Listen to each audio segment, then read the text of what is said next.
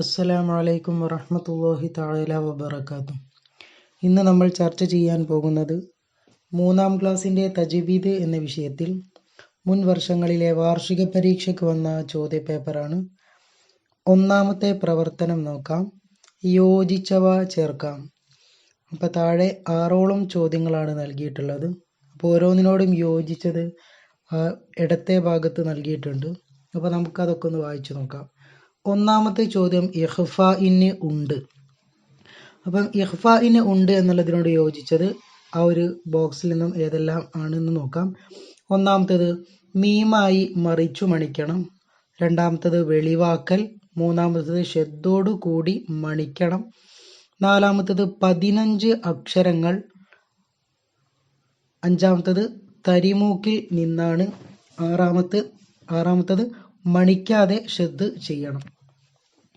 അപ്പോൾ ഇഖ്ഫാഇന് ഉണ്ട് എന്നുള്ളതിനോട് യോജിച്ചത് ഏതാണ്? 15 അക്ഷരങ്ങൾ എന്നുള്ളതാണ്. അതവിടെ എടുത്ത് എഴുതുക. രണ്ടാമത്തേത് ഇദ്ആം ബിഉന്ന ഏതാണ്? ഷദ്ദോടു കൂടി മണിക്കണം. മൂന്നാമത്തേത് ഇദ്ആമും ബിലാ ഉന്ന മണിക്കാതെ ഷദ് ചെയ്യണം. നാലാമത്തേത് ഇഖ്ലാബ് മീമായി മറിച്ചു മണിക്കണം.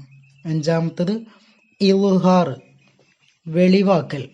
ആറാമത്തേത് മണിക്കൽ ഉണ്ടാവുന്നത് തരിമൂക്കിൽ നിന്നാണ്. ഇനി രണ്ടാമത്തെ പ്രവർത്തനമാണ് ഉദാഹരണം എഴുതാം. 1 വീതം. അപ്പോൾ താഴെ പറയുന്ന നിയമങ്ങൾക്ക് ഒരു ഉദാഹരണം മാത്രം അവിടെ എഴുതി കൊടുക്കുക. ഒന്നാമത്തേത് ഇഖ്ലാബ്.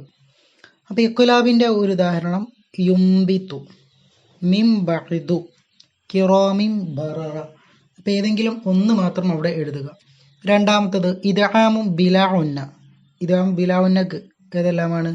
മിൻ റസൂലിൻ ഫഹുവ ഫി ഈശത്തി റാദിയ. അപ്പം ഏതെങ്കിലും ഒന്നാണ് അവിടെ എഴുതാനുള്ളത്. ഇനി മൂന്നാമത്തെ ചോദ്യം ഇദ്ആമും ബിഉന്ന.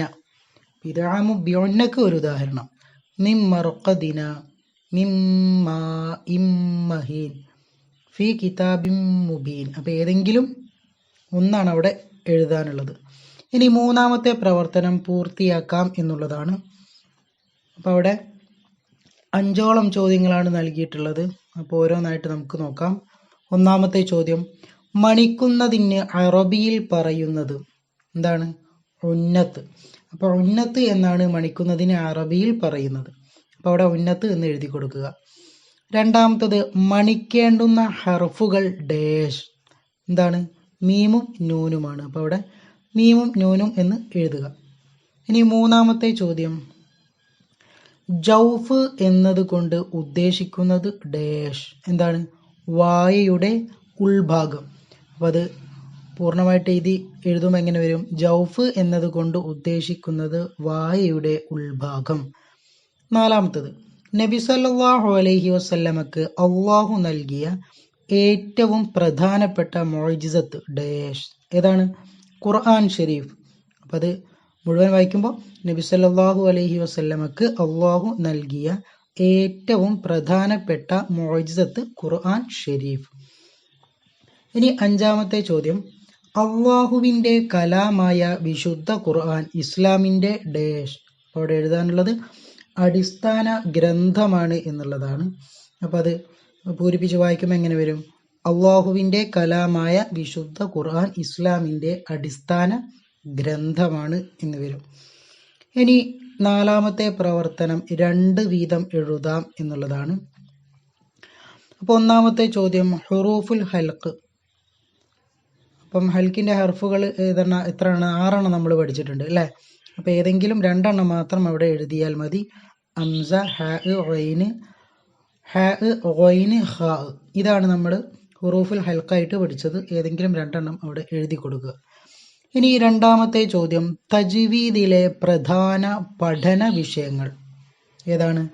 തജ്വീദിലെ പ്രധാന പഠന വിഷയങ്ങൾ മഖ്റജ്, സിഫാത്ത്, മദ്, ഉന്നത്ത്, തഫ്ഖീം, തർക്കീക്ക്.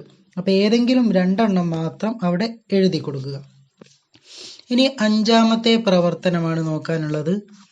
അവിടെ ഉത്തരം എഴുതാം എന്നുള്ളതാണ് അഞ്ചാമത്തെ പ്രവർത്തനമായിട്ട് വരുന്നത്. 5ഓളം ചോദ്യങ്ങൾ തന്നെയാണ് അവിടെയും നൽകിയിട്ടുള്ളത്. അപ്പോൾ ഓരോന്നോരോന്നായിട്ട് നമുക്ക് നോക്കാം. ഒന്നാമത്തെ ചോദ്യം, ഖൈഷൂം എന്നതിനാണ് പറയുന്നത്. ഖൈഷൂം എന്ന് എന്തിനാണ് പറയുന്നത്?